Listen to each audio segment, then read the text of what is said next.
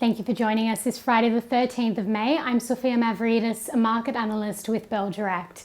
Well, this week US inflation data was released. The consumer price index reading for April came in at 8.3% year over year, which was a little below the month prior, but again higher than expectations.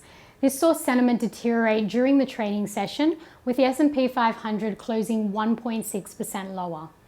Now locally, the Australian market has dropped 3.7% this week so far, with tech shares crashing 13% Monday to Thursday.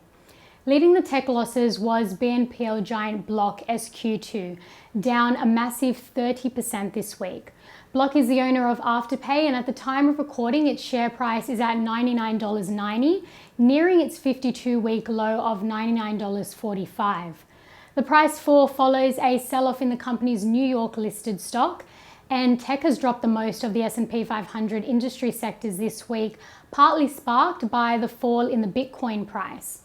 The other ASX tech stocks that declined the most this week were Novonix NVX, Megaport MP1, Link Administration LKE, and Altium ALU.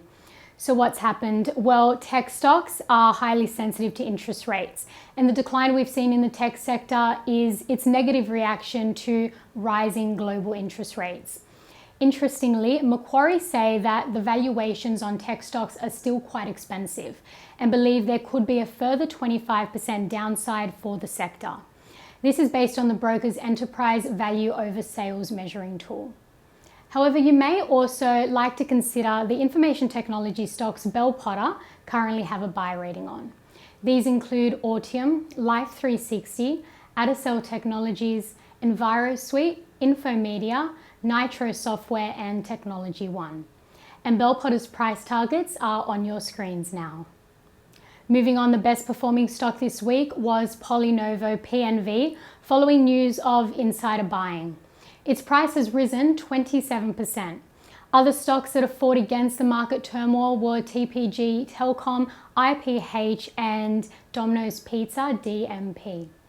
And on the All Ords, 4D Medical, 4DX, Opfia, OPT, Hipages, HPG, and Infomedia, IFM, posted strong gains, while Piedmont Lithium, PLL, Chalice Mining, CHN, and Metals X, MLX, saw heavy share price falls. The most traded stocks by Bell Direct clients this week were Macquarie and Lake Resources. Clients also bought into Western Areas, Absolute Mining, CSL, Horsens Iron, Chalice Mining, and took profits from Ardent Leisure Group, Karoon Energy, and Flight Centre. And the most traded ETFs this week were the Vanguard Australian Shares ETF, BetaShares US Equity Strong Bear Hedge Fund, and the Vanguard US Total Market Shares ETF. As for some economic data to look out for next week, on Thursday, the unemployment rate for April will be announced. Now, for the 2 months prior, the unemployment rate has stood at 4%, which is the lowest rate in 13 and a half years. And that's all we have time for this week. I'm Sophia with Bell Direct. Have a great day and happy trading.